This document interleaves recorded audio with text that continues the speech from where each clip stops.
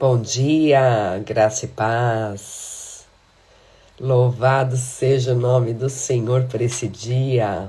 Glórias a Deus. Saudade das lives. Saudade de estar aqui com vocês. E vamos retomar. Glória a Deus. Dri, bom dia. Glória a Deus. Ágata, Tânia. Glória a Deus. Bom dia, Miriam. Bom dia, Viana. Camila, bom dia. Saudade de vocês. Coisa boa. Eita, Deus é bom em todo tempo, né? Deixa eu ajeitar aqui. Glória a Deus. Glória a Deus. Glória a Deus. Deus tremendo. Glória a Deus.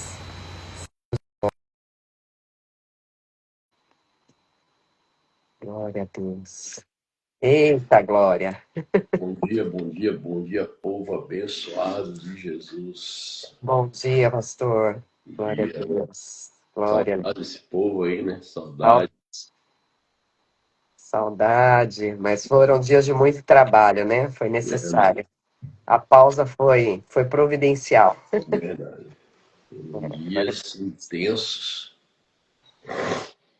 Verdade. Dias muito intensos. Glória a Deus. Mas estamos aqui.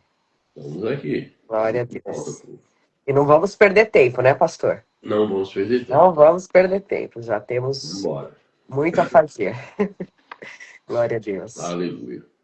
O senhor pode orar, pastor? Vamos orar. Pai, em nome do Senhor Jesus Cristo, somos gratos a Ti, ó Deus, por mais esse dia que o Senhor nos concede. Pela Tua infinita bondade e misericórdia por nossas vidas. Que o Senhor, Pai, nos ajude nesse dia, que o Senhor nos dê todo o entendimento que precisamos para compreendermos, Senhor Deus, a Tua boa, agradável e perfeita vontade para as nossas vidas. Pai, o que o Senhor tem para nós nesse dia? O que o Senhor tem para nós neste dia? O que o Senhor quer fazer em nossos corações? Faz do Teu jeito. Senhor Deus, mas que esse dia, Senhor, que é o dia que o Senhor fez, o Senhor esteja conosco em todos os momentos, em todos os instantes. Que o Senhor traga cura, saúde, restauração, renovo. Ó Deus, não apenas no nosso espírito, mas também no nosso corpo físico, é tempo maior do Teu Espírito, para que possamos continuar fazendo aquilo que o Senhor nos chamou para fazer. E nós te dizemos, Pai, obrigado por esse dia, em nome de Jesus. Em nome de Jesus, amém, amém. Glória a Deus. Aleluia, glória a Deus. Glória a Deus. A turma toda aí. Chay, Marilson, Patrício. Glória a Deus. Muito bom tê-los de volta. Glória a Deus. Olha aí, o Patrício está aí, rapaz. Ô, Patrício, tem que tomar aquele café. Aí. Vamos lá. Vamos lá. Vamos de Esdras, capítulo 10. E diz assim a palavra do Senhor. O povo agora confessando os pecados, né? Exatamente aquilo que a gente aprende no Silk, né? Fazer as renúncias. E aqui o povo vai começar a confessar. Na realidade, uma oração de Esdras, né? Já no dia de ontem. Isso. No capítulo 9, né? Ele começa a fazer uma oração na hora do sacrifício, do verso 5 até o verso 15. E aí começa dizendo que ele estava orando, né? Pode começar.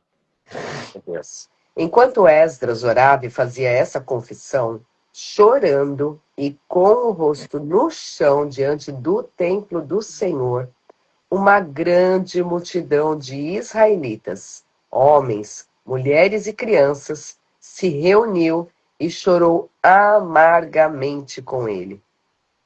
Então Seconias, filho de Jeiel, descendente de Elão, disse a Esdras: fomos infiéis a nosso Deus, pois nos casamos com mulheres estrangeiras dos povos desta terra.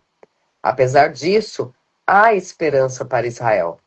Façamos agora uma aliança com nosso Deus, firmando que nos divorciaremos de nossas esposas estrangeiras e as mandaremos embora com seus filhos.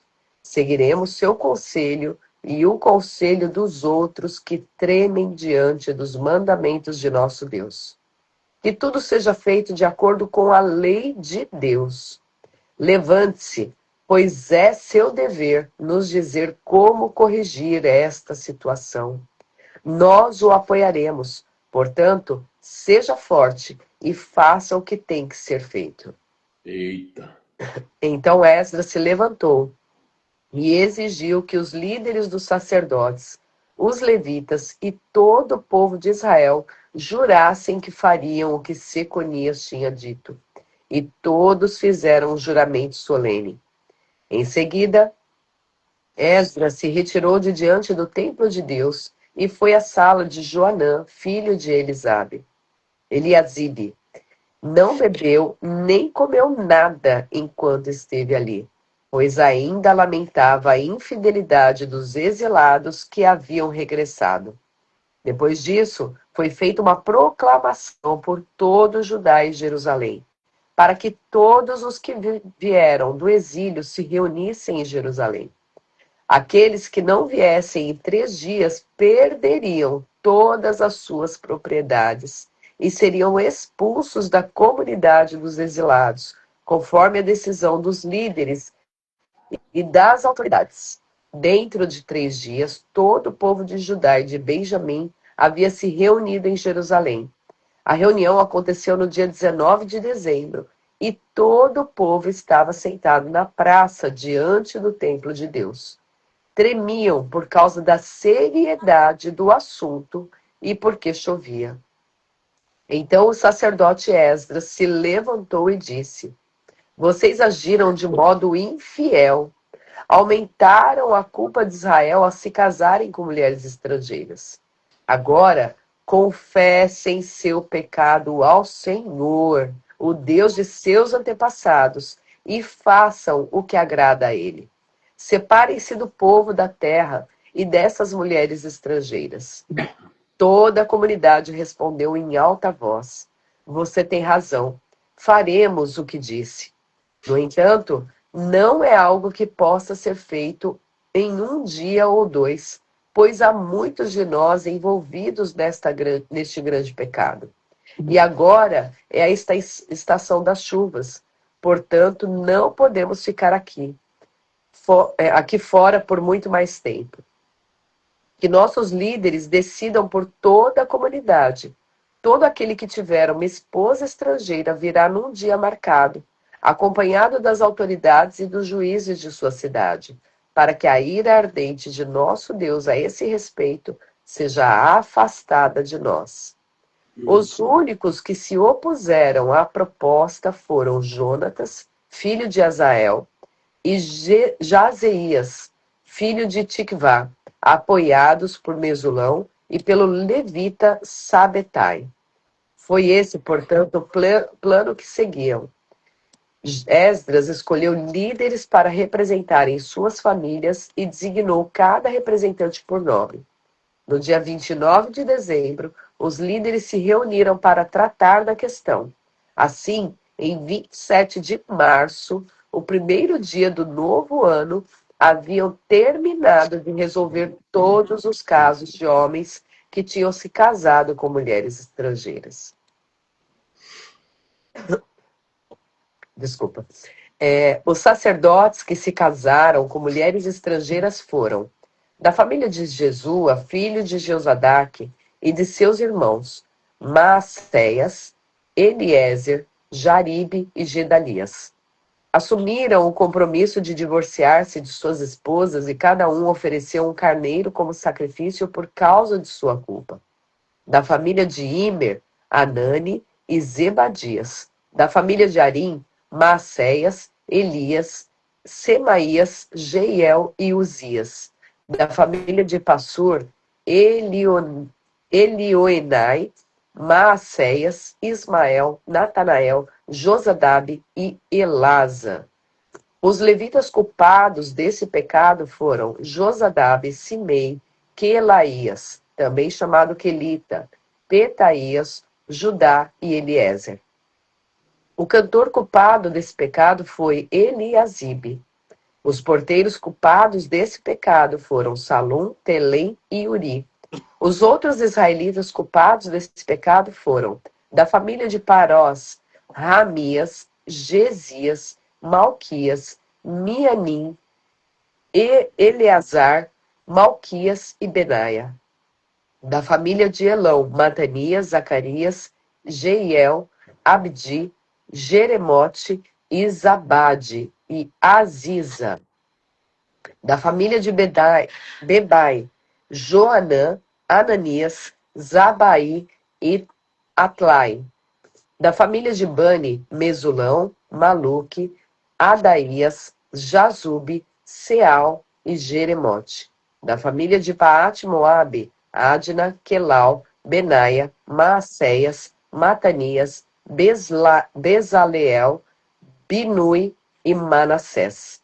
Da família de Arim, Eliezer, Isias, Malquias, Semaías, Simeão, Benjamim, Maluque e Semarias. Da família de Assum, Matenai, Matatá, Zabade, Elifelete, Jeremai, Manassés e Simei. Da família de Bani, Maadai, Anrão, Uel, Benaia, Bedias, Queluí, Vanias, Meremote, Eliasibe, Matanias, Matenai e Jaazai. Da família de Binuí, Simei, Selemias, Natã, Adaías, Maquinabidai, Sazai, Sarai, Azareel, Selemias, Semarias, Salum, Amarias e José. Da família de Nebo, Jeiel, Matitias, Zadab, Zebina, Jadai, Joel e Benaia. Todos esses homens se casaram com mulheres estrangeiras e alguns tiveram filhos com essas esposas. Eita. Meu Deus. O problema todo aqui, no caso, não é porque eles se casaram com mulheres estrangeiras de qualquer povo, né? A ordem do Senhor aqui era para não se casar com mulheres estrangeiras daqueles que praticavam pecados de feitiçaria, Sim. né? Aquilo que o povo dessa terra, que o Senhor expulsou para que fosse dado ao povo de Israel, o Senhor deixou claramente uma ordem dada por Moisés: não se case com mulheres dessa terra. Porque os filhos são sempre o alvo de Satanás. Os nossos filhos são o alvo de Satanás. Né? Então, muitos judeus haviam se casados com mulheres estrangeiras. Ou seja, após o retorno do exílio babilônico, o povo de Israel estava sendo restaurado, fisicamente e espiritualmente. Porém, surge um problema grave. Muitos judeus haviam se casados com mulheres estrangeiras, contrariando Deuteronômio capítulo 7, verso 3 e 4, que era uma ordem divina dada ao Senhor através de Moisés para que não se casasse com esse povo dessa terra. No entendimento judaico-messiânico, isso não era apenas casamento misto étnico, era risco de idolatria e assimilação espiritual. Risco de idolatria e assimilação espiritual. Ou seja, isso também representa uma aliança contaminada. Aliança contaminada e mistura da santidade com sistemas contrários a Deus. Um perigo, né? Um perigo, tudo contamina, né? Porque você sai da direção de Deus. E Êxodos agora ele começa, né, já no capítulo 9, uma oração de arrependimento. Êxodo 10, do verso 1 ao 5, o arrependimento coletivo. Esdras chora, se prostra e confessa diante do templo. Por que diante do templo? Porque isso está conectado com Tiago 5,16. Confesse os pecados aos outros, porque nós somos o templo hoje. Então não adianta só confessar para Deus, né? Confessar no coletivo, no individual e no coletivo. Nós precisamos confessar, porque a oração de confissão, a oração de arrependimento e Esdras foi diante do Senhor e diante de todo o povo, de toda a comunidade. Uhum. Até porque aí a reputação já é deixada de lado, né? Já é deixada de lado, com certeza. Ou seja, os sábios observam que o choro de Esdras não era apenas pessoal. Era coletivo. representativo, ele carregava o pecado do povo. O choro de um chorando pelo pecado de todo o povo. Ó, Né? Sentindo a dor do coração de Deus. Ou seja, o justo assume a dor espiritual da geração. A dor espiritual da geração. E isso lembra Moisés intercedendo em Êxodo capítulo 32, Daniel confessando os pecados do povo em Daniel capítulo 9. Né? Tudo conecta. Porque a gente já está cansado de ouvir, não precisa, não é necessário. Né? Mas está tudo na palavra e o Senhor só vai repetindo, revelando, repetindo, revelando. E assim, Fabi, o ano que vem, esse ano finaliza, daqui a alguns meses, né, em dezembro, e quando a gente vai para o capítulo 1 de novo, vai começar tudo de novo. E o Senhor vai começar a nos lembrar tudo de volta que nós já falamos nas lives desse ano. sim. E na verdade, assim, se nós não vigiarmos, as coisas também na nossa vida se repetem. Sim. Né? Se nós não nos policiarmos, o inimigo que anda em derredor, ele vai acabar acessando de alguma forma a nossa vida. Então nós sempre temos que permanecer vigilantes, né? Para que não deixemos isso acontecer. Ou seja, isso aponta para o papel de Jesus como intercessor Sim. e também o chamado do líder espiritual de hoje. A verdade espiritual, o arrependimento começa com alguém sensível à santidade de Deus. Opa! Então tem que ter sensibilidade à santidade de Deus, Fabi. Sensibilidade à santidade de Deus. A gente tem que sentir o que Deus sente.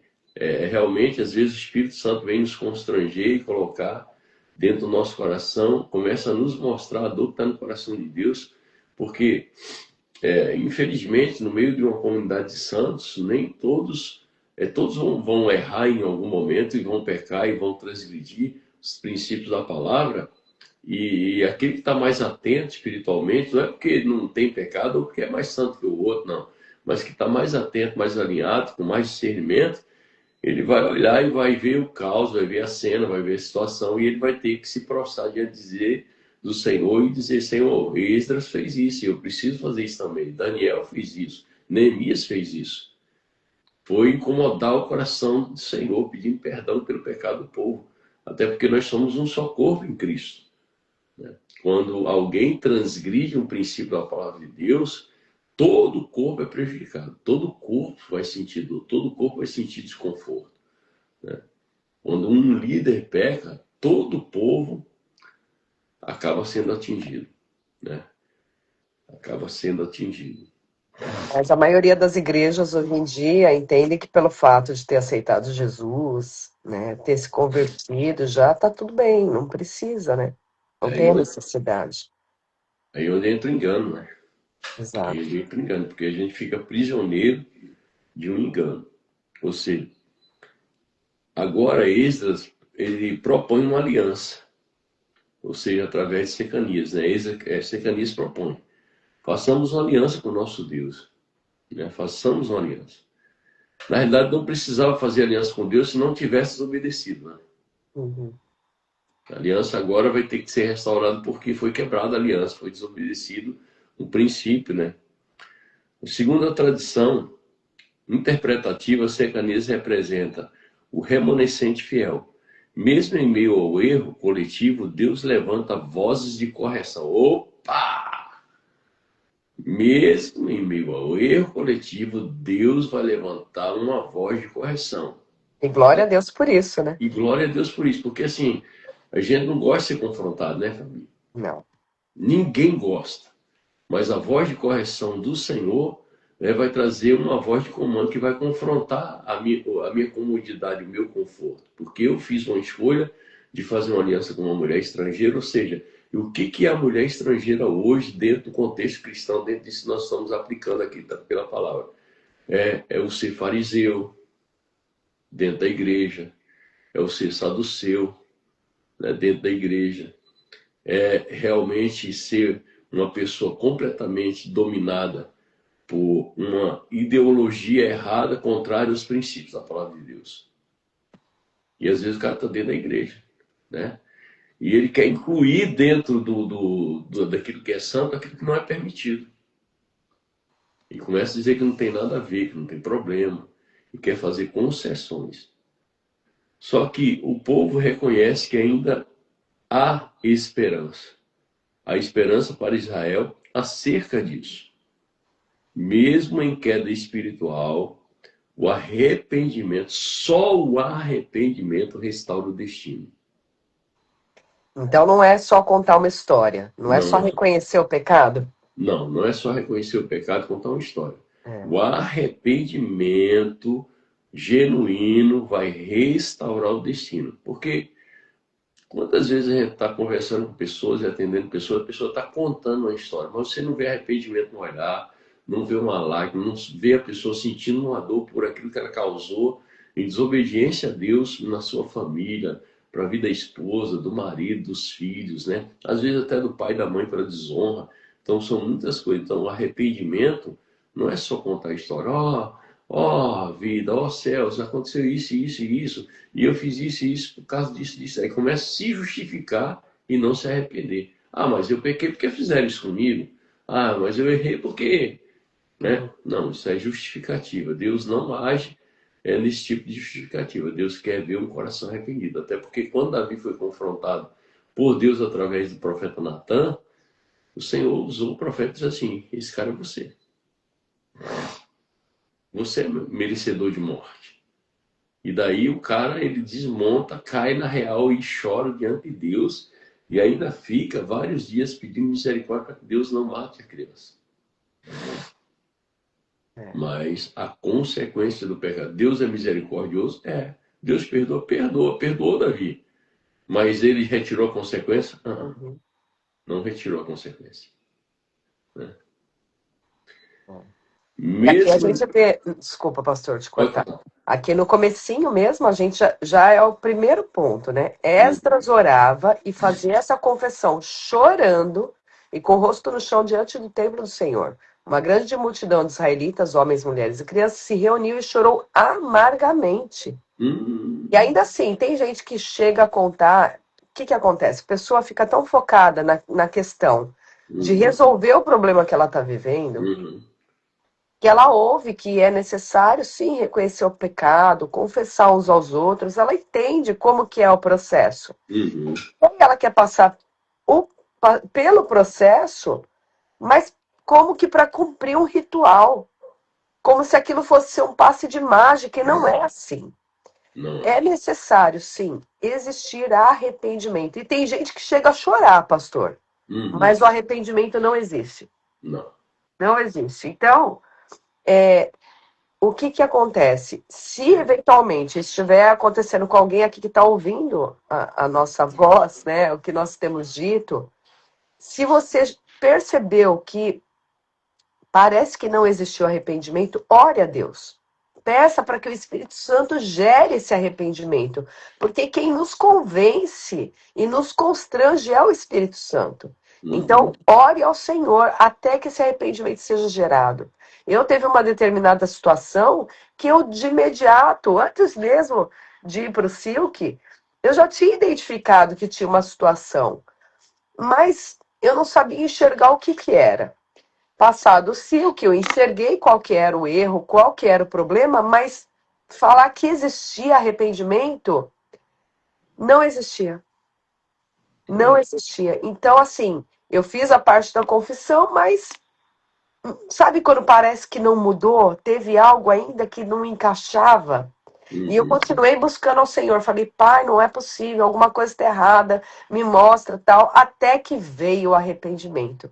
E quando veio, foi uma dor tão grande, pastor. Aí misturou lágrima com tudo mais. Aí realmente foi algo transformador e me conduziu a uma atitude para reparar aquele erro meu. E aí, realmente, as coisas começaram a mudar. Então, se eventualmente você perceber que já passou por um processo de libertação, já confessou, já renunciou, mas ainda tem coisas persistentes, peça para que o Espírito Santo sonde seu coração e fale com você. E se não houver o arrependimento, ore para que Deus venha gerar isso em você. A ponto de você entender que o seu pecado, o que é que o seu pecado gerou? Não apenas na consequência na sua vida, né? Para que esse arrependimento venha realmente ocupar o teu coração, venha, e aí sim você venha chorar amargamente pelo erro que você cometeu e o Senhor venha completar a obra. Porque muitas vezes a pessoa até chora, né, Fabi? Sim. Mas ela está chorando a dor que está dentro dela e não arrependimento. Ou seja, ela está chorando porque ela se acha vítima, ela se acha injustiçada. Até ela chora porque ela lembra que isso causou algum desconforto na vida dela, mas isso não quer dizer que ela está arrependida. Quer dizer que ela simplesmente está ainda sentada na cadeira de uma vítima, como se ela fosse vítima de todo o processo. E, na Exato. realidade, quando nós deixamos de culpar o outro na confissão, quando nós tiramos o foco do que foi feito antes de nós, né? Porque é fato que nós já oramos até no processo do Silk, todas as renúncias de pecados antepassados, como eles estão fazendo aqui no texto, como eles estão fazendo no texto com todo o povo. Mas o importante é nós olharmos para dentro de nós e dizer assim, e eu? Eu É. fiz pior do que eles. Sim. Que os ante... Ó, o que a Chay colocou aqui, né? Dá o check nos pecados, Aham. né? Ah, tá aqui, ó, esse daqui que eu fiz. E a Aline ainda colocou. Igual o ladrão que é pego, ele chora porque ele foi pego. Não Foi. porque ele roubou, né? É. O cara, quando a polícia pega e flagrante, assim, ai meu Deus, não, eu sou um cara trabalhador, você tem família, não sei o quê.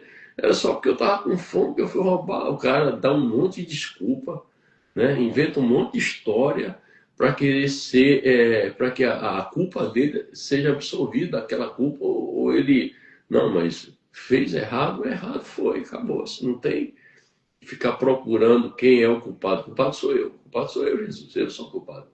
Foi eu que desobedeci. Foi eu que transgredi uma lei. Foi eu que não vigiei. Então a culpa é minha. Eu não tenho que procurar um culpado. Eu tenho que dizer assim: caramba, eu sou esse cara, Jesus. Eu sou esse cara. E aqui, esse ponto que o senhor trouxe, né, na questão de que não era o fato deles terem se casado com mulheres estrangeiras, mas pelo que elas faziam, né, que conduziu eles a pecarem. Então, o arrependimento, porque eles pecaram. Uhum, E eles fizeram, não porque a mulher, não, porque eles pecaram, né? E assim, nesse contexto aqui, foi a prática de idolatria. uhum. E tantas vezes nos pega de maneira sutil. E quando a gente menos espera, a gente já está idolatrando pessoas, idolatrando coisas, idolatrando trabalho, idolatrando dinheiro, idolatrando aquilo que pode nos prover alguma coisa, sendo que o nosso provedor é o nosso Pai. E daí acaba entrando no pecado de Jeroboão, que construiu dois altares onde não devia ser construído, dois bezerros para o povo adorar, em vez de ir para o lugar da adoração genuína e verdadeira. E daí depois Jeroboão vem Acabe, e daí começa a bagunça toda, né? Isso. E daí entra Jezabel, entra Atalia, e começa a matar os filhos, e o negócio, e o caldo entorna. Então, a É. melhor coisa é olhar para dentro de si e dizer assim, meu Deus, como realmente eu preciso sentir o que é verdadeiro arrependimento. Sentir a E, dor que eu causei no coração de Deus. Já que muitas vezes a gente não consegue sentir a dor que causou no coração da esposa, do marido, dos filhos, sabe? Vai diante do Senhor e dizer, Senhor, me mostra como está o seu coração a respeito de todas as decisões de escolha que eu já fiz. A dor que você vai sentir, que causou no coração de Deus, pode se preparar, que é uma dor muitas vezes insuportável. Aí você vai sentir o que é verdadeiramente arrependimento. vai Porque chorar amargamente. porque imagina quando eu sinto a dor que eu causei no coração de Deus, Deus vai dizer assim para mim assim, ó, você pisou no sacrifício que o meu filho fez por amor a você. Você não valorizou o sacrifício da cruz. Você está crucificando Jesus novamente com as suas escolhas erradas, com o seu pecado cometido. Isso é muito sério. Isso é muito sério. Eles aqui, Exa, eles tinham voltado do exílio, né? isso. Só que quantos outros não ficaram na Babilônia? Quantos outros não quiseram sair, né? A ordem do Senhor era É, que saia, mas é, não quiseram sair. Esdras faz o povo jurar e convocar todos a Jerusalém. Ou seja, o juramento não era simbólico, era uma obrigação legal, espiritual, como num Beit Din, num tribunal. Quem não viesse perderia bens, seria separado da congregação, perde todo o direito daquilo que Deus tem como promessa para se derramar sobre a vida da pessoa, perde tudo. Meu Deus. Ou seja, isso nos mostra que a santidade exige decisões práticas. A santidade exige decisões práticas, não apenas emocionais. Não tem que ser a emoção. Tem que ser algo de decisão verdadeira. Avivamento sem disciplina não permanece. Avivamento sem disciplina não permanece. O verso 9 a 15 fala sobre uma convicção profunda. O povo se reúne tremendo por causa do pecado e por causa da chuva intensa. Por que a chuva era intensa? Porque Deus queria que o povo entendesse que tinha que ser lavado dos seus pecados. A chuva pode simbolizar julgamento ou purificação. Aí eu quero falar uma coisa aqui, gente, muito séria. Quando Deus está punindo uma cidade com chuva, com água, você tem que ouvir o Senhor antes de mandar qualquer ajuda para esse lugar. Porque quando a chuva é muito intensa, pode ser uma purificação para aquela cidade por causa da idolatria, por causa das práticas de feitiçaria e satanismo, ou pode ser apenas um julgamento de quando a medida da taça da ira de Deus se enche, ele vai julgar. E não adianta, ele vai julgar. Ah, pastor, mas Deus é amor, mas ele é justiça. Ah, pastor, mas Deus é amor, mas é amor e misericórdia, mas ele é justiça. Nunca podemos esquecer que a base do trono de Deus é um lugar chamado justiça. Então, sempre pergunte ao Senhor. Eu tenho que perguntar a Deus quando realmente é para ajudar alguém, o que está acontecendo na vida daquela pessoa, por que ela está passando por tal situação. Ah, mas essa igreja não ajuda, o pastor não se preocupa com a gente está passando necessidade. Por que será que você está passando necessidade? Por que uma doença bateu na porta? Por que alguma coisa errada está acontecendo? Eu tenho que olhar para dentro e me dizer, Senhor, o que eu fiz para isso estar acontecendo? Eu tenho que perguntar para Deus, para Ele me mostrar o que eu fiz, aonde que eu errei, e que lugar de arrependimento eu preciso entrar, e que eu ainda tenho que confessar que eu não confessei que está escondido. Porque depois do Silvio, Fabi, aí que o bicho pegou pro meu lado. E daí Deus começava a me dar sons de pecados que eu tinha cometido que eu não confessei no Silvio. Começa a lembrar de tudo, né? Deus começa a trazer a luz, aí você diz assim, Senhor, traz a luz. Ah, pediu, irmão, vai vir. Vai vir. Né?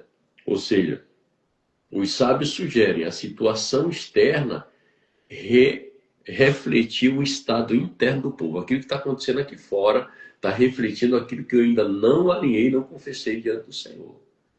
E qual a aplicação espiritual de tudo isso? Quando há arrependimento verdadeiro, Deus expõe, mas Deus também limpa. Deus vai expor meu pecado. Não é para morte, né? Hã? Não é para morte. Não é pra assim, morte. é para morte do velho homem. Isso, Mas exatamente. é para uma vida nova, andar em novidade de vida. Uma vida nova e com uma limpeza espiritual. Sim. Versos 16 e 17. Esdras organiza líderes para investigar caso por caso. Caso por caso. Deus é santo, mas também justo. Cada caso é analisado individualmente. Não foi de julgamento coletivo cego, mas o processo ordenado, mais um processo ordenado. Deus trata pessoas com justiça e verdade e responsabilidade pessoal. Deus trata pessoas com justiça, verdade e responsabilidade pessoal. Versos 8 a 44, lista dos envolvidos. Os primeiros que Deus vai denunciar aqui são quem? Sacerdotes. Primeiros a ser denunciado aqui no texto são os sacerdotes. Ei, sacerdote, cuidado. Eu digo isso para mim mesmo. Ei, sacerdote, cuidado, sacerdote. Você está pensando que você vai ser o primeiro. Hoje nós fomos colocados nessa posição de reis e sacerdotes, né? Sacerdotes. A partir de Cristo. Então a gente precisa não dá para ficar dormindo, não. É verdade. Então, você vê, né, Fabi? Se tem todos esses nomes que você leu aí, se está registrado aqui na Bíblia Sagrada, imagine o que tem registrado a respeito da minha vida no céu. Misericórdia, dá até um ruim só de pensar. Deus não deixa nada passar batido, não, né? Eles conhecem o nome, histórias, responsabilidades, sabe tudo. Verdade, meu Deus. Ou seja, a lista dos sacerdotes, levitas e povo que haviam se contaminado. Os sábios, eles destacam algo forte, até sacerdotes estavam envolvidos. Isso revela. A corrupção não estava só no povo, mas também na liderança espiritual. A igreja hoje é o retrato atual da igreja contemporânea. Tudo se repete. As pessoas às vezes olham para a vida das pessoas e dizem assim, meu Deus, como o povo hoje é mau. Sempre foi. Sempre foi mal. Não é à toa que a chuva cai no tempo de Noé. Noé é o único homem justo que escuta a voz de Deus e que todo mundo chama ele de louco, né? Pode chamar de louco de fora da casinha, do que quiser, não tem problema nenhum com isso, não. Né? Então, mas o importante é ouvir a voz do Senhor e colocar em prática aquilo que Ele está nos ordenando. Ou seja, a corrupção não estava só no povo, mas também na liderança espiritual. Opa. Outro ponto importante. Alguns tiveram filhos dessas mulheres, dessa união e dessa aliança que Deus tinha proibido. Isso mostra o custo profundo do pecado. Por que mostra o custo profundo do pecado? Quando alguém decide casar com quem não é para casar, os filhos vão sofrer as consequências disso. Né? E assim, ó, gente, isso é muito sério. E é uma questão difícil. O divórcio foi correto? E aí? Porque a grande pergunta na cabeça da mulherada aí, mas pastor, divórcio, né? Divórcio, pastor. Deus não é contra o divórcio, aqui eles não escreveu isso. Vamos lá, segundo a tradição judaica, uma visão judaica, a separação foi necessária para preservar a santidade do povo. Era um momento único da história, restauração pós-exílio, porque no exílio, no lugar de cativeiro, você vai tomar decisões que não poderia tomar. Porque está aprisionado, está com mente de escravo, foi contaminado, né, pelo pecado que os antepassados cometeram, o povo ficou exilado. 70 anos na Babilônia acabaram fazendo alianças que não poderiam ser feitas. O problema não era apenas casamento, era idolatria e perda da identidade espiritual. O povo estava perdendo sua identidade espiritual. Não faça aliança com quem você não conhece a vida pessoal da pessoa. Casamento, a família, o alinhamento, porque tem muitas pessoas que têm aparência de santidade. E tem. Muita gente. Até na internet tem aparência de santidade. Mas quando você conversa com a esposa e com os filhos, é apenas aparência de santidade. E eu fui esse cara já também, tá? Era o crentão, santarrão, cheio de pecado. Máscaras, né? Usando máscaras. E tem que tomar muito cuidado com isso. E quando a gente começa a ser confrontado que a verdade começa a pegar a gente por dentro, meu Deus, é terrível, porque você diz assim, caramba, Jesus, o que eu fiz? Tanta coisa errada, tantas alianças erradas, tanta coisa que eu tomei decisão precipitada. Quantas vezes não ouvi minha esposa, quantas vezes, né, achei que ela queria ficar aquela coisa chata pegando meu pé, não, ela só estava tentando abrir os meus olhos para aquilo que Deus queria para minha vida, eu não estava percebendo. Ou seja, uma visão messiânica que traz equilíbrio no Novo Testamento. Não vemos esse tipo de separação sendo ordenada no Novo Testamento. Mas o princípio permanece.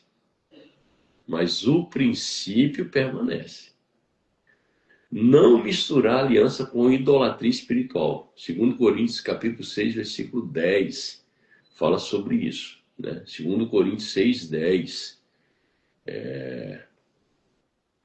A santidade exige separação. Nem tudo pode coexistir com Deus. Arrependimento verdadeiro gera ação. Não é só sentimento, envolve decisão. Eu decido me arrepender e vou para um lugar de arrependimento. Liderança também precisa de correção. Ai, ai, ai, ai, ai, ai, agora. Liderança precisa de correção? Por que que a liderança também precisa de correção? Porque ninguém está acima da santidade de Deus. A unção não imuniza a queda, né? O fato da pessoa ter sido ungida, ter sido reconhecida, estar à frente de uma obra, não é um ser humano, né? Passível de erro, de falhas. Então, não adianta colocar essa pessoa num lugar de inatingível pelo pecado, porque é passível de errar. E assim, gente, um conselho, né? Quando você vê um líder cair, um líder pecar, chore pela vida desse cara. Porque hoje, quando eu vejo, né, causa muita tristeza e até, de certa forma, revolta no coração da gente.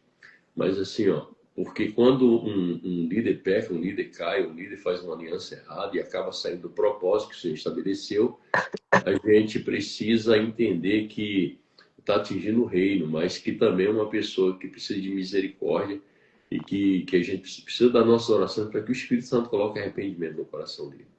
Agora, se ele não decidir se arrepender, se ele decidir continuar no pecado, aí é ele Deus, né?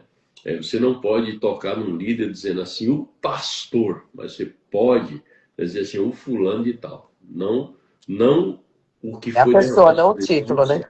Não o título, a pessoa, não o título. O título foi dado por Deus e ele vai se ver com Deus através da responsabilidade espiritual. Quem mais é dado, mais vai ser cobrado e ele vai se ver com o Senhor. Sim. Pecado coletivo precisa de resposta coletiva, porque eles entenderam que precisava confessar todo mundo junto, e se arrepender e sentir a dor, né? Há momentos em que Deus trata uma geração inteira.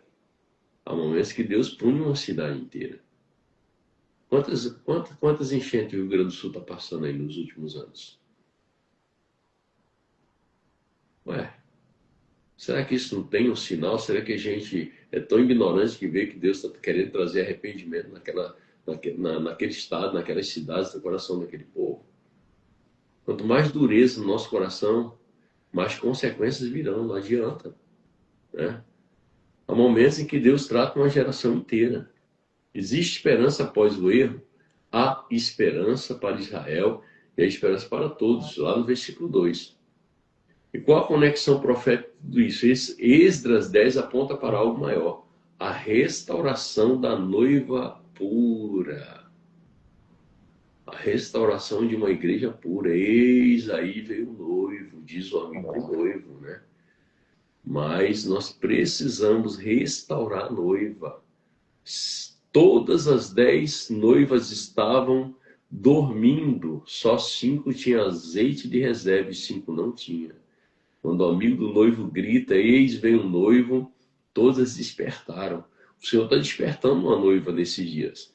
Só que todas essas noivas precisam buscar azeite, precisam buscar, né, a unção, restaurar tudo. Na linguagem messiânica, Israel é a noiva. Mistura infidelidade espiritual. E como que eu saio dessa infidelidade espiritual e dessa mistura? Só através de uma vida de santificação. Só através de uma vida de santificação. Só através de uma vida de santificação. Isso conecta com Malaquias 3, purificação do sacerdote. Eita Deus.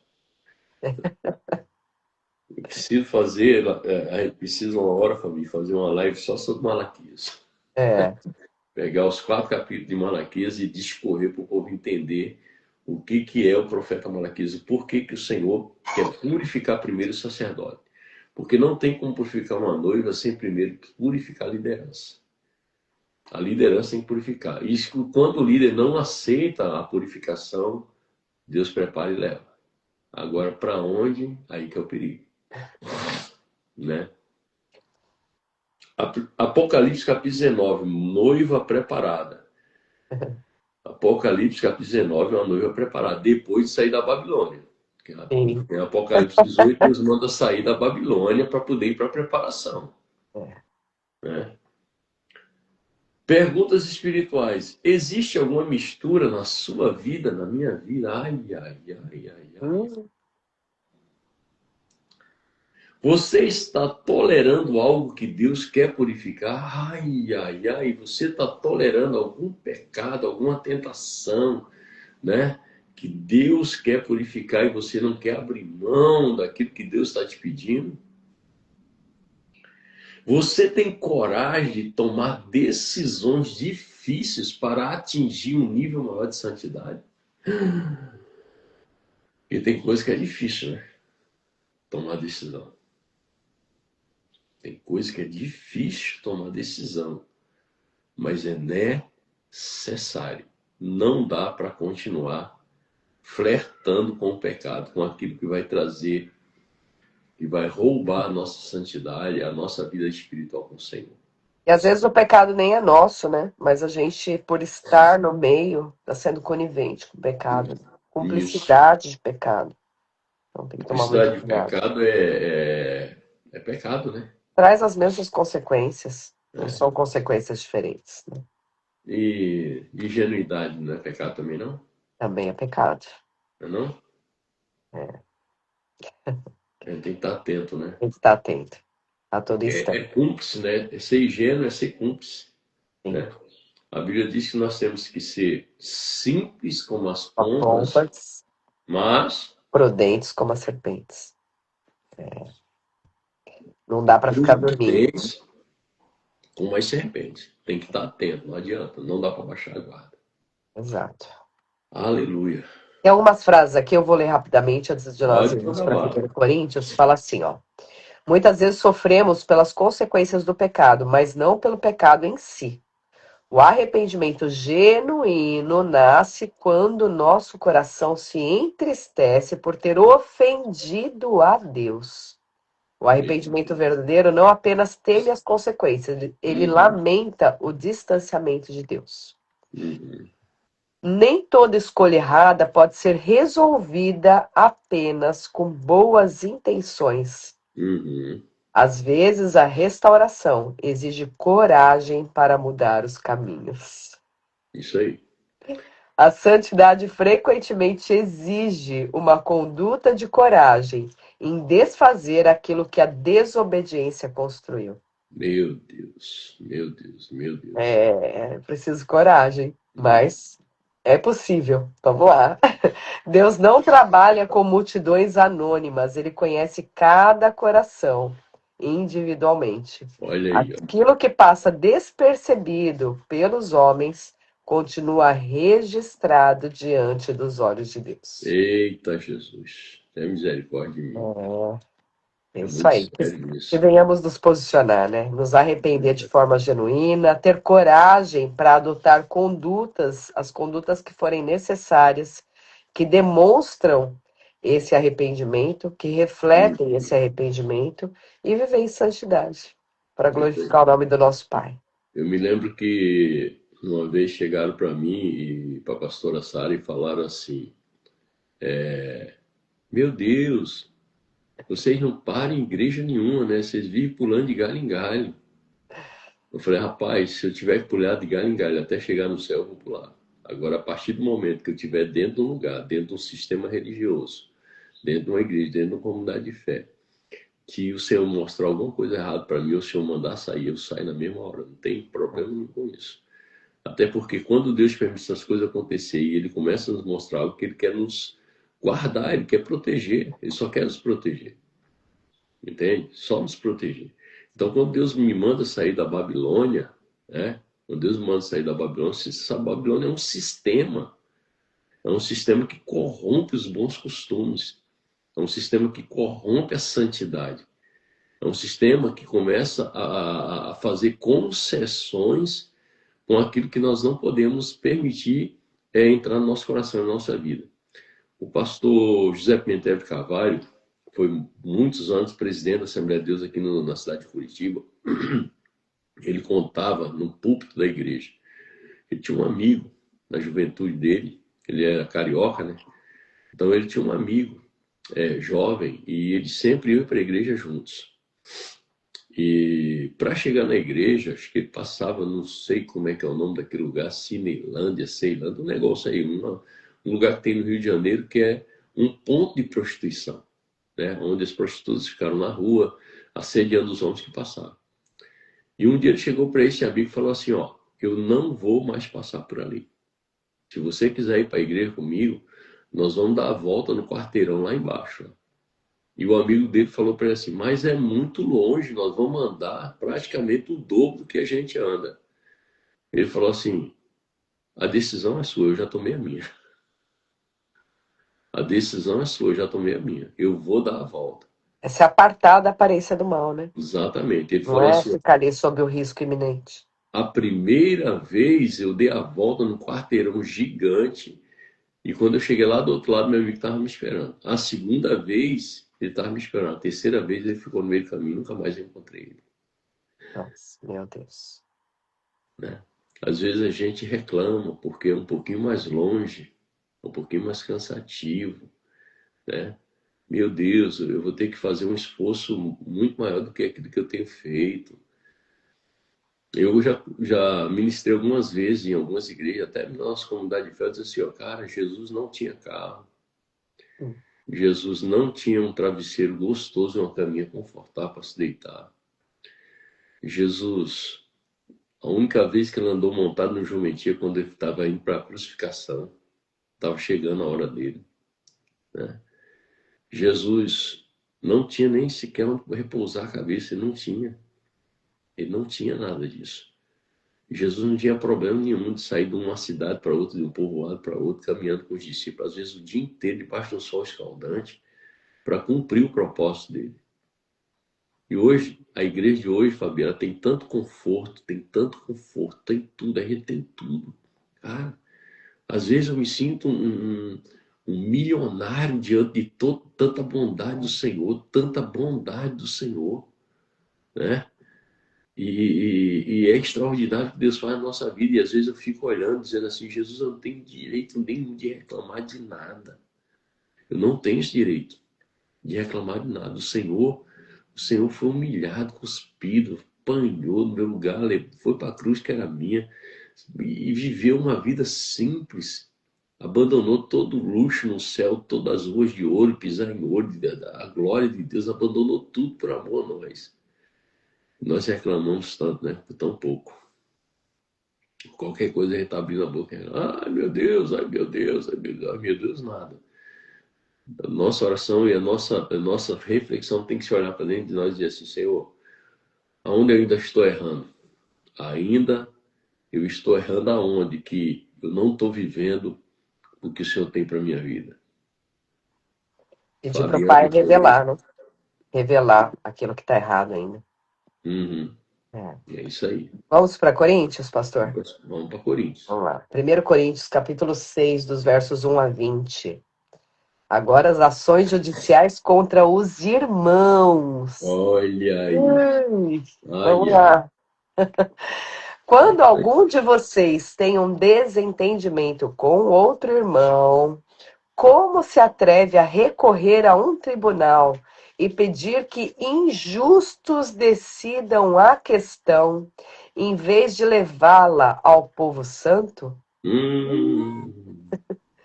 Vocês não sabem que um dia nós, os santos, julgaremos o mundo? E uma vez que vocês julgarão o mundo, acaso não são capazes de decidir entre vocês nem mesmo essas pequenas causas? Não sabemos que julgaremos Não os sabe. anjos? Não sabem que julgaremos os anjos? Opa, opa. Quer dizer que nós vamos julgar Eita, os anjos? Está escrito, né? tá? Está Até escrito. porque os anjos, juntamente com Lúcifer, estavam nessa Caíram. rebelião e caíram, né? Caíram. Quer dizer, então, que dos desentendimentos corriqueiros desta vida, meu Deus, Hum. se vocês têm conflitos legais, por que levá-los para fora da igreja, a juízes que não fazem parte dela? Digo isso para envergonhá-los. Ninguém entre vocês tem sabedoria suficiente para resolver essas questões? Meu Deus. Em vez disso, um irmão processa outro irmão diante dos descrentes. Ai, ai, ai, ai, ai, ai, ai. E com isso acaba gerando o quê? Mau testemunha, né? Mau testemunho. É o Meu que Deus. acontece na internet hoje, né? Só Sim. escândalo, escândalo, coisas desnecessárias. Pessoas não leem, não buscam conhecimento e fica denegrindo a imagem de outro na rede social, publicamente, um falando mal do outro, um descendo o pau no outro. Cara, isso é muito horrível, isso é feio demais. Isso não é papel de filho de Deus, né? A rede social, a vida pública, as pessoas fora dos descrentes não tem que saber do que aconteceu no meio cristão, tem que ser tratado dentro da família, dentro da igreja, né? Meu Deus. Verso 7. O simples fato de terem essas ações judiciais entre si já é uma derrota para vocês. Eita, meu Deus do céu. Jesus. Por que não aceitar a injustiça sofrida? Por que não arcar com o prejuízo? Eita, Libera perdão isso. e segue adiante, mesmo que o outro Isso, não venha te isso é, pedir ô, perdão. irmão, isso é uma dívida financeira. Abençoa, Perdoe. abençoa, perdoa e diz assim, Senhor, eu deixo como oferta na vida dessa pessoa. E você vai ter muito mais, Deus vai te dar muito mais. Agora, se você não perdoar, não liberar e não deixar como uma oferta na vida do outro, quem vai ficar sendo prejudicado é você, porque Deus quer te abençoar e você fica lá, mas era meu, o dinheiro era meu. Né? A dívida é sua, porque não liberou perdão, né? É. Verso 8. Em vez disso, vocês mesmos cometem injustiças e causam prejuízos até contra os próprios irmãos. Meu Deus do céu. Vocês não sabem que os injustos não herdarão o reino de Deus? Ai, ai, ai, ai, ai, ai, ai. Não se enganem. Aqueles que se envolvem em imoralidade sexual, adoram ídolos, Eita. cometem adultérios, se entregam a práticas homossexuais, são ladrões, avarentos, bêbados, insultam as pessoas ou exploram os outros, não herdarão o reino de Deus. Vixe, quer dizer que se eu exploro alguém, eu não vou herdar o reino de Deus? Fico enganando as pessoas só para levar vantagem e tal. Eu sou crente, Fábio, eu sou crente. Eu não vou herdar o reino?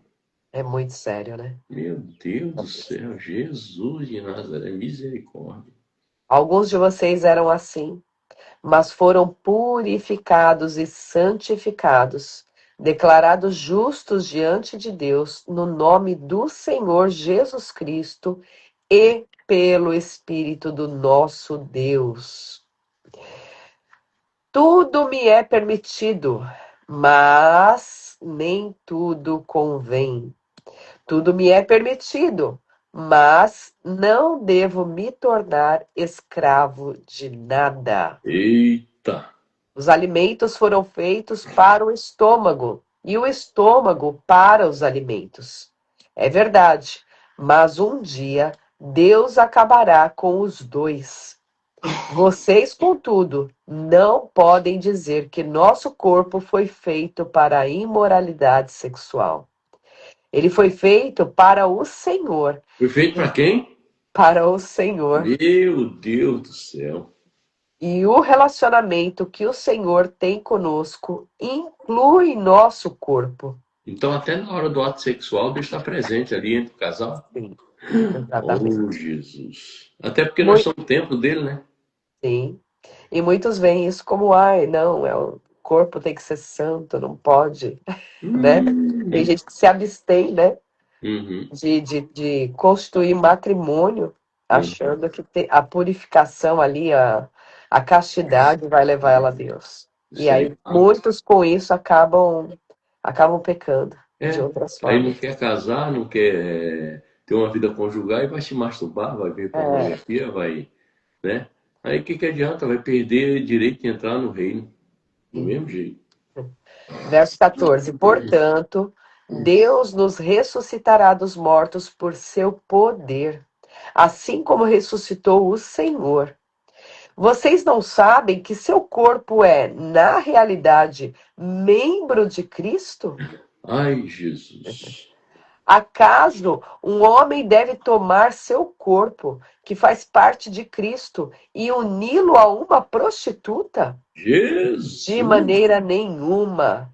E vocês não sabem que se um homem se une a uma prostituta, ele se torna um só corpo com ela? Então, peraí, quer dizer que se ele se torna um só corpo com ela, essa prostituta, ela se deitou com 100, 200 homens, e todas as maldições desses 100, 200 homens estão dentro dela, conectado a ela.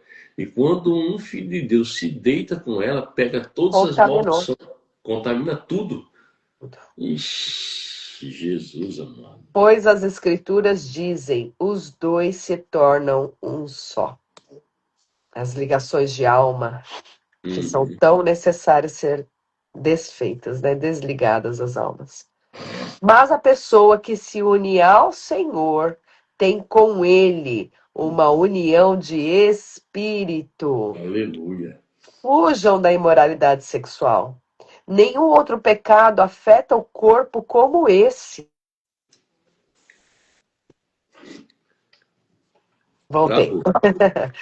Fujam da imoralidade sexual. Nenhum outro pecado afeta o corpo como esse, pois a imoralidade sexual é um pecado contra o próprio corpo. Jesus. Vocês não sabem que seu corpo é o templo do Espírito Santo, que habita em vocês e lhes foi dado por Deus?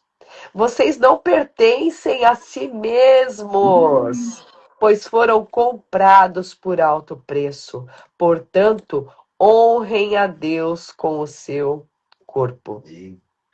Ai, ai, ai, tá Meu tão Deus. claro, né? Tão claro no texto, né? Meu Deus, que coisa extraordinária, né? Jesus.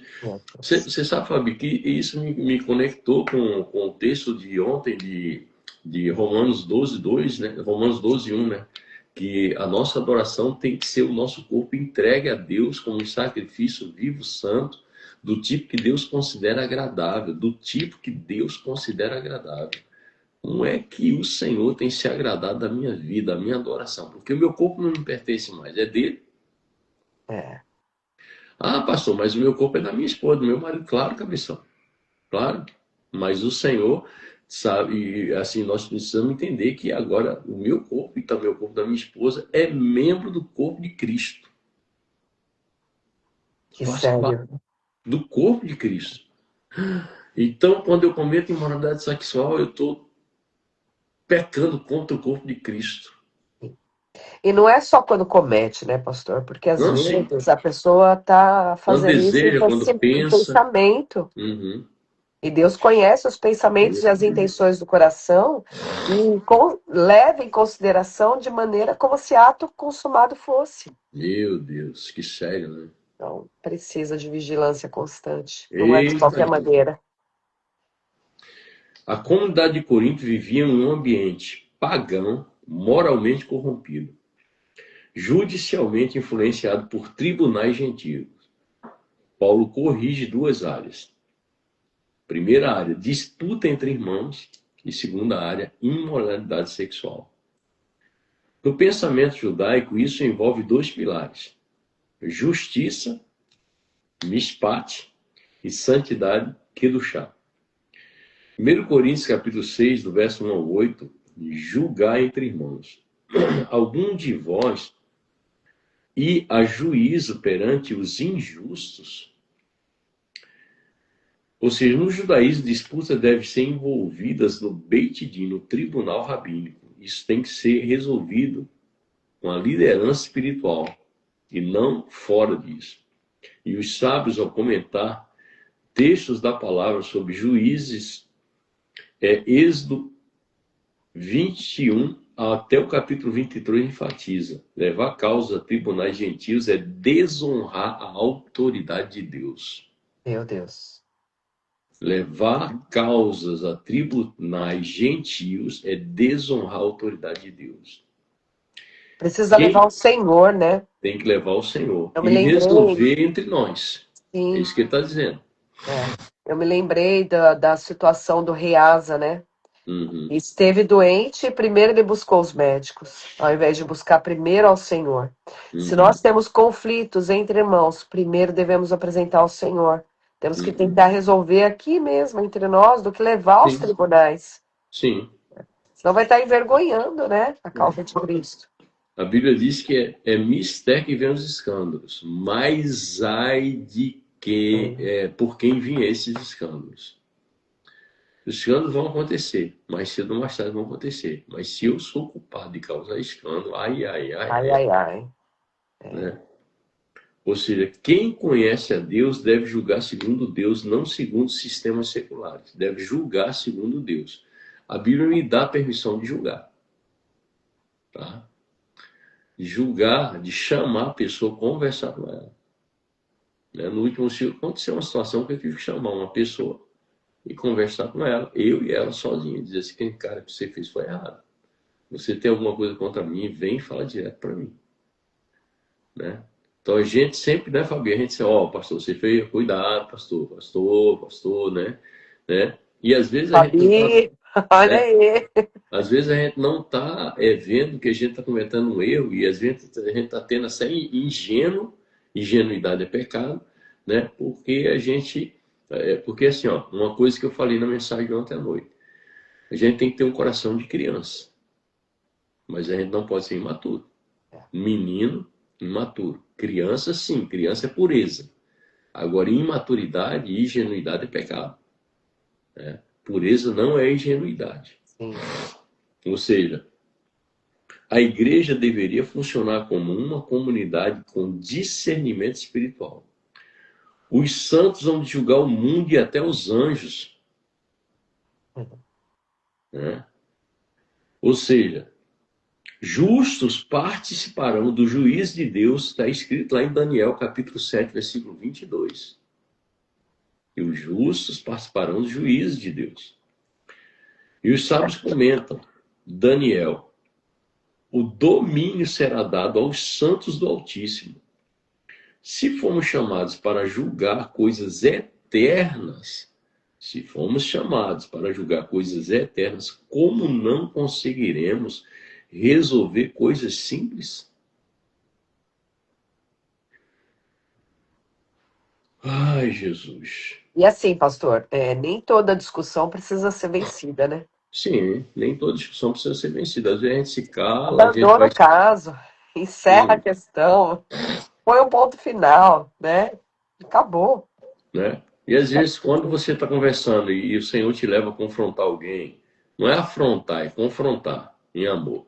E a pessoa não quer se arrepender, não quer se humilhar, simplesmente diz assim, querido, eu sou teu irmão, quero teu bem, quero que você cresça, que você não perca direito de salvação, mas a decisão é tua, tá? E aí, ó, a Espero que gente lava as mãos, lava né? as mãos. Até porque nós somos chamados para sermos atalaia, né? O atalaia avisa. Se a pessoa não se dá por avisado e a pessoa morre no pecado dela, o problema é dela e não nosso, né? Entende? Então é sério isso. E Paulo ironiza: até o mais simples na comunidade deveria ter sabedoria. Até o mais simples na comunidade deveria ter sabedoria, né? E quando a gente pede sabedoria, Deus vai dar problema para resolver, para a gente aprender a lidar, né? E crescer em sabedoria. A sabedoria não depende de status. Não depende de status.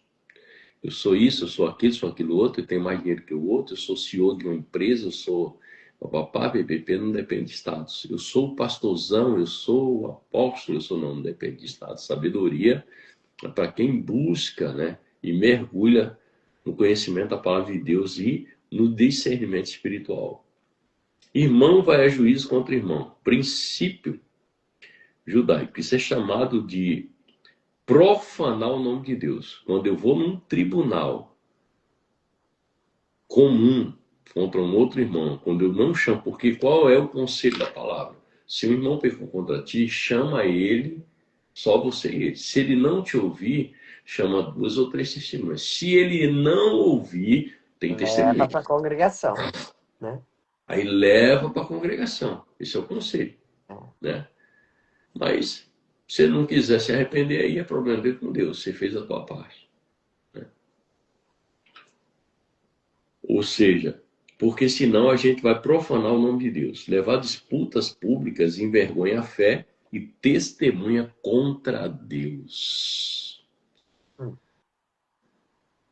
É melhor sofrer a injustiça do que destruir a unidade espiritual. Melhor sofrer a injustiça, ficar quietinho, sair fora, pedir para Deus ter misericórdia e resolver a situação, colocando arrependimento no coração do outro e levando a pessoa a reconhecer que errou, para que não seja punido com, né, com os 2/3 que vão ser punidos. E melhor é do que destruir a unidade espiritual. Quem não herdará o reino? Versículo 9 e 10. Lista de pecados. Esses pecados correspondem à violação de mandamentos da palavra, leis morais universais. Os sábios frequentemente associam pecado moral com exclusão da comunhão com Deus. O pecado moral nos leva a uma exclusão de comunhão com Deus. O pecado nos afasta do Senhor, né? Exatamente. E é o que alguns têm sido. Mas existe um poder da transformação. Aqui está o centro do Evangelho. Qual o centro do Evangelho? Eu preciso ser lavado. Eu preciso, depois de ser lavado, santificado. Depois de ser lavado, santificado, eu preciso ser justificado. Né? Então, lavados, como disse o pastor João, você passa no chuveiro, você vai para o círculo, você vai para a confissão de pecado. Não é só aceitar Jesus. Né? Isso aqui é um processo. Aí, depois que eu sou lavado, que eu começo a me limpar, eu vou buscar santificação. Porque quando eu faço esses dois processos, aí o Senhor vem e me justifica. Mas se não passar pelo chuveiro, pela limpeza, e se não busca santificação, o afastamento do pecado, nunca vai ser justificado. Então, assim, não é porque aceitou Jesus, agora eu estou justificado. Não, não. Tem os processos, nós todos passar por isso. E aqui, ó, pastor, no verso 11 ele fala assim, alguns relatando, né, nominando os pecados, ele fala, alguns de vocês eram assim. Eram.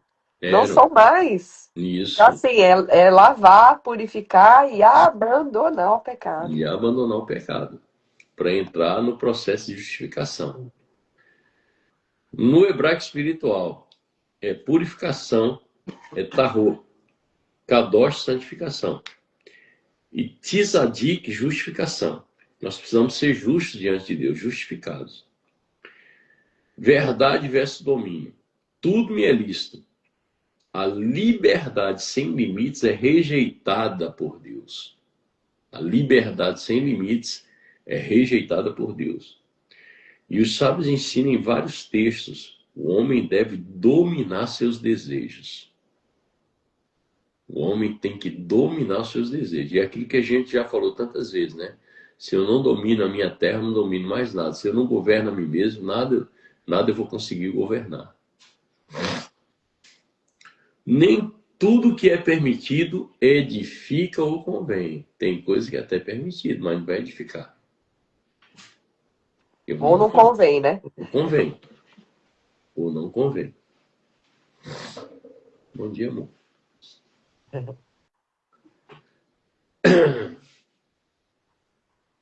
Pode passar por aqui, filho. Sem problema. Isso.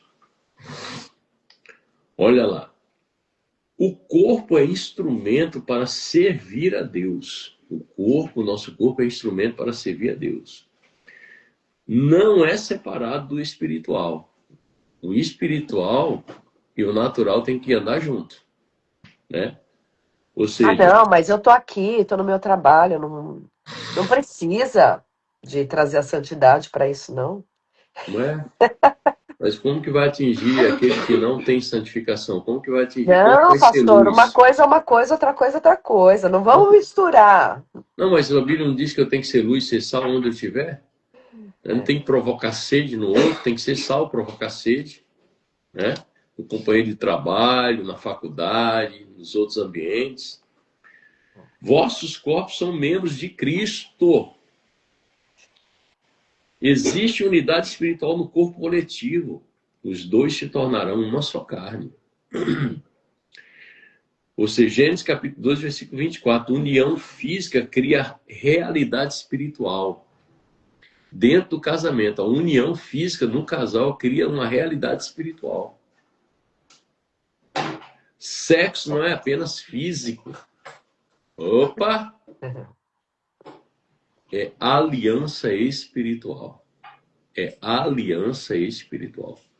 Quando uma esposa se nega ao marido, ou quando o marido se nega à esposa, e eles não praticam aquilo que é uma obrigação, tanto de um como o outro, dentro do casamento, ele não tem aliança espiritual um com o outro. Os dois precisam manter a aliança. Porque quando não se mantém essa aliança, porque até o sexo para Deus é espiritual. E daí eu vou abrir aqui um segredo para vocês. Por que que o sexo é espiritual? Porque aquilo que você sente no momento que você está na intimidade com o seu marido, na finalização do processo, é uma amostra grátis daquilo que você vai viver eternamente no céu. O gozo é uma amostra grátis daquilo que você vai viver eternamente no céu. Por isso tem que ser dentro do casamento. Fora do casamento não é aquilo que você vai sentir no céu. É uma amostra grátis daquilo que nós vamos viver eternamente na presença do nosso Pai. Então é uma aliança espiritual. O que se une ao Senhor é um espírito. Assim como a união com o pecado, também a união com Deus. E com quem nós estamos nos unindo? Aí o verso 18 manda fugir da imoralidade. Ele não diz resista, diz fuja. Não é para resistir, é para fugir, cai fora. Né? Exemplos clássicos. José fugindo da mulher de Potifar em Gênesis capítulo 39. O sábio destaca. Fugir foi o ato de santidade, não de fraqueza. Fugir é um ato de santidade, não de fraqueza. Então é melhor fugir, irmão. Não, eu só amo e eu resisto. Vai nessa. Não dá a volta na quadra, não. Fica passando no meio ali, flertando com o pecado.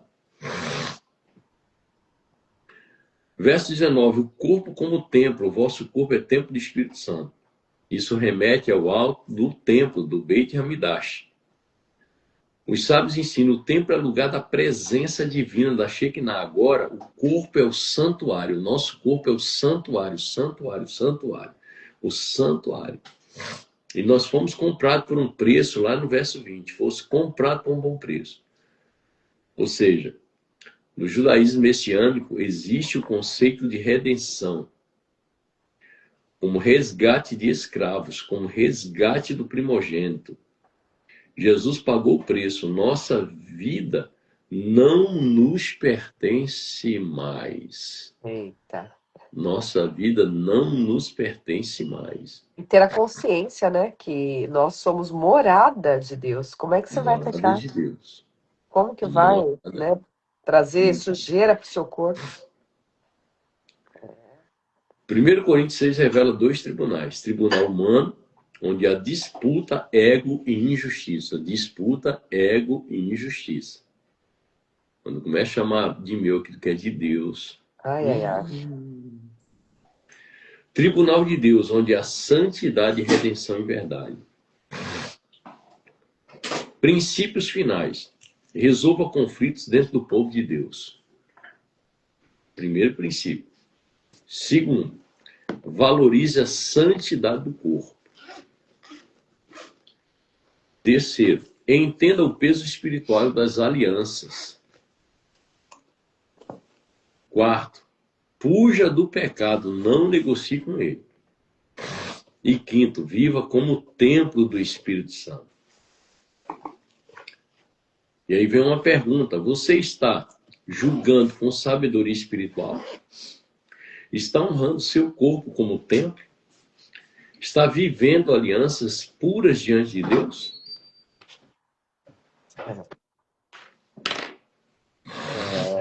É. E a responsabilidade é nossa, né? De sair de lugares onde Deus não quer que a gente permaneça. Não é lugares em si, né? Mas de sistemas babilônicos que vão sendo Porque o começo de tudo é muito bom, tudo maravilhoso, mas a permanência desse começo, de como começou, tem que permanecer, tem que continuar. Porque se a coisa começa a se desvirtuar, né, e começa a caminhar para uma outra direção, a gente tem que tomar cuidado.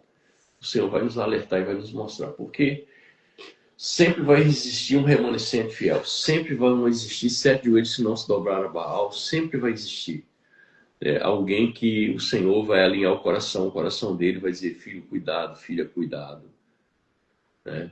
Não tem mais ambiente para você e eu só quero proteger o teu coração. Porque se a gente, às vezes, não sai de estruturas e de sistemas babilônicos, a gente acaba morrendo junto porque a gente vai se sentir ferido, machucado, traído. A gente se decepciona com alguns sistemas religiosos e a gente acaba se decepcionando com uma liderança. E a gente corre o risco de se entristecer tanto a ponto de não querer mais pisar em nenhuma igreja e a não acreditar mais em ninguém. E acha que Afastar do todo mundo corpo, né? se afasta do corpo e acha que todo mundo é igual e não, todo mundo não é igual. E também a gente, como diz o pastor Viana, você não é todo mundo. Isso. Não tem conversa, não tem negociação. Negociação, isso aí. Vamos lá, Salmos 31, dos versos 9 a 18. Eita, vamos lá. Vamos lá. Vou trocar aqui, ó. Comentário, pronto. Diz assim: tem misericórdia de mim, Senhor, pois estou angustiado. Lágrimas me embaçam os olhos, e meu corpo e minha alma definham. A tristeza me consome, e meus dias se encurtam com gemidos. Minha força se esvai por causa do pecado, e meus ossos se desgastam. Todos os meus inimigos zombam de mim, e meus vizinhos me desprezam. Até meus amigos têm medo de se aproximar. Quando me veem na rua, correm para o outro lado. Não se lembram de mim, como se eu estivesse morto, como se fosse um jarro quebrado. Ouço muitos boatos a meu respeito, e o terror me cerca. Conspiram contra mim, tramam tirar minha vida. Eu, porém, confio em ti, Senhor, e digo, tu és o meu Deus. Meu futuro está em tuas mãos. Livra-me dos que me perseguem sem cessar. Que a luz do teu rosto brilhe sobre teu servo. Salva-me por causa do teu amor. Não permitas que eu seja envergonhado, Senhor, pois clamo a ti. Que os perversos sejam envergonhados, que fiquem calados na sepultura. Silencia seus lábios mentirosos, lábios orgulhosos e arrogantes que acusam os justos. Eita. Eita, meu Deus.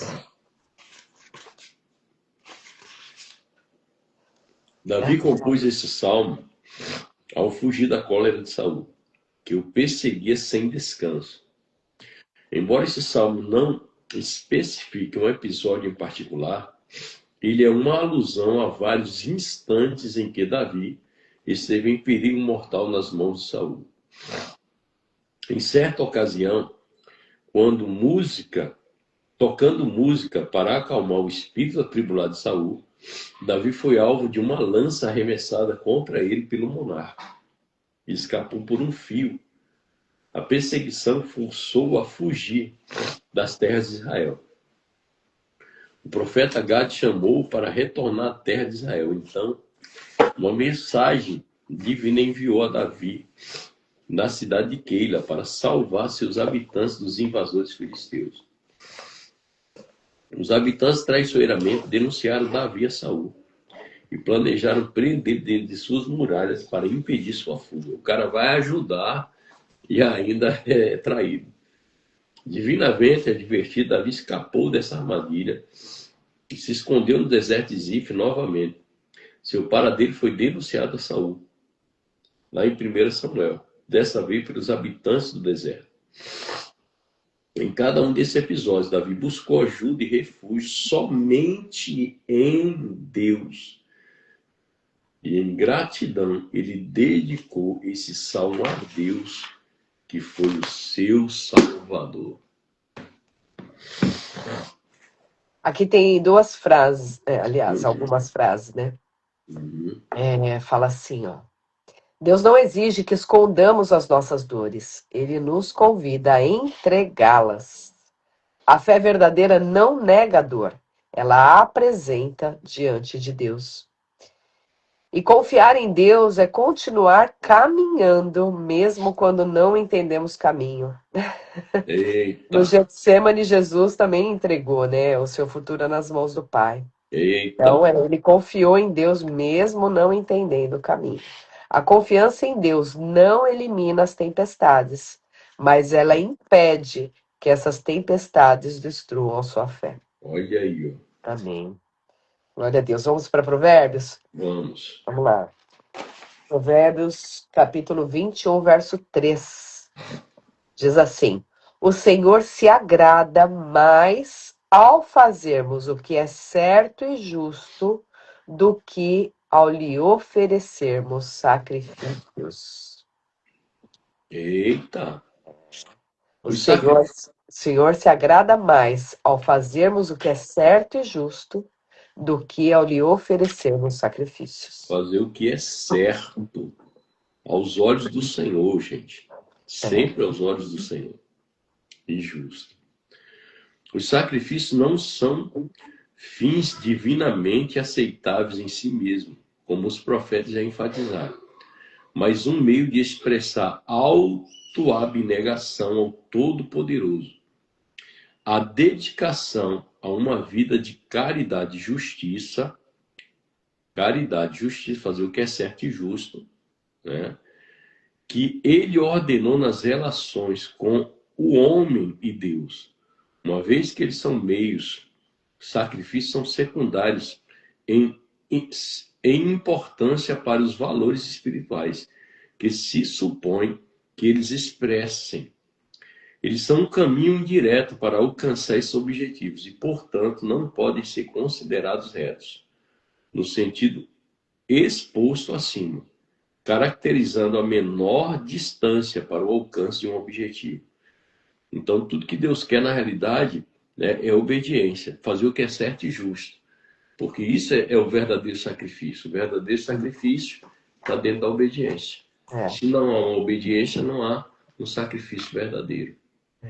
Deus não procura pessoas religiosas, Uhum. mas procura pessoas transformadas. Eita glória. A adoração que agrada a Deus começa muito antes do culto. Olha aí, ó. Porque a obediência, né? A obediência, a retidão, melhor do que sacrifícios. Aqui só uma síntese geral, assim, de tudo que a gente viu hoje, ó. Esdras nos ensina que o arrependimento exige coragem para mudar. Uhum. Paulo mostra que fomos chamados para viver como templos do Espírito Santo. Glória a Deus. Davi revela que a confiança em Deus permanece mesmo em meio à dor. Aleluia. E Provérbios lembra que a verdadeira espiritualidade é demonstrada por justiça e obediência. Então, a verdadeira santidade transforma relacionamentos, escolhas e a maneira como vivemos diante de Deus. Glória a Deus. Glória a Deus. Isso é muito lindo, porque tudo na nossa vida é um processo de crescimento. Né? Tudo na nossa vida é um processo de crescimento. E eu, como eu já disse uma vez lá atrás, cada lugar que nós passamos é um lugar de aperfeiçoamento, é um lugar de aprendizado. Só que a gente não pode ficar muito tempo estagnado num lugar só. Porque Deus muitas vezes quer nos tirar, né, do ensino fundamental para passar no ensino superior, né, para depois nós galgarmos um lugar de graduação. Então toda a patente espiritual ela está alinhada com o nosso nível de busca de entendimento e de obediência a viver todo o propósito que o Senhor tem para nós. Tem pessoas que vão passar a vida inteira dentro da igreja servindo o corpo sem ter patentes espirituais. Isso é normal. É triste, né? Mas é triste, né? É triste, mas é normal. Mas vai acontecer. É necessário. Entendeu? Porque nem todos foram chamados para um ofício de patente espiritual elevado no reino. Sim. E a gente precisa entender isso. Mas tem pessoas que foram chamadas dentro do exército do Senhor para ser oficiais de alta patente. E tá tudo certo. Se o cara foi chamado para alta patente ou não foi, se ele foi chamado só para ser soldado do carro, tá tudo certo, não tem problema nenhum nisso. Mas nós que fomos chamados para algo maior no Senhor, nós precisamos dar uma resposta para esse algo maior. Né? Por isso que o Senhor nos leva a caminhar em lugares diferentes para termos, alcançarmos. É como aqueles guri que fica jogando joguinho de Super Mario Bros. O que vai aumentando de nível, né? Vai passando a fase, né? Passando fase e vai aumentando As de nível. dificuldades aumentam, né? Isso, As né? responsabilidades aumentam. Tudo aumenta. Tudo parece que quando você diz assim, uau, venci essa e tal, se prepara que vai vir uma bem maior para você aprender a lidar com. Porque uma coisa é expulsar capetinha, demoninho, né? Não, expulsar um capetinho ali e tal, tá tudo certo. Não, outra coisa é você lidar com espíritos Potestades. territoriais, com potestades, né? Outra coisa é você ter que pedir ajuda, né? Dos altos comandantes do exército celestial para lutar contra principados. Daniel estava orando, não estava? Mas a resposta já veio no primeiro dia. E daí o principado, o príncipe da Pérsia, começou a guerrear com o anjo para que não chegasse a resposta até Daniel. E Deus teve que mandar o arcanjo Miguel, né, para ir lá e guerrear com o príncipe da Pérsia e depois contra o príncipe da Grécia, 2 demônios, 2 principados, para que Daniel fosse abençoado. Mas quando a gente cresce nesse nível de batalha espiritual e a gente entende a autoridade que Deus está derramando sobre a nossa vida, o anjo vai chegar mesmo quando a gente está prostrado, cansado, 21 dias orando, vai dizer: Fabi, filha muito amada pelo Senhor, o Senhor é contigo. Amém. Amém? Amém. Glória a Deus. Ora e vamos abençoar esse povo. Amém. Pai, nós te agradecemos, Senhor. Te agradecemos por mais uma vez o Senhor nos alimentar com a tua palavra, Pai. Cristo, Pai. Deus, que nós possamos, Senhor Deus, continuar, Senhor, prosseguirmos, Pai Santo, nesse caminho, Pai. Reconhecendo as nossas falhas, Senhor amado, reconhecendo nossos pecados, não apenas como apenas uma história, meu Pai, mas com arrependimento genuíno nos nossos corações, Pai. Procurando dia após dia, Senhor, nos purificar, nos santificar, nos alinhar, meu Pai Santo, à tua vontade, Senhor, para continuar te obedecendo sem necessidade de sacrifícios, meu Pai. Sem necessidade, meu Pai amado, de algo que vai ser tão em vão. Mas queremos, Senhor Deus, através da obediência, agradar o teu coração, meu Pai. Fazer as coisas de maneira que te agrada, Pai Santo.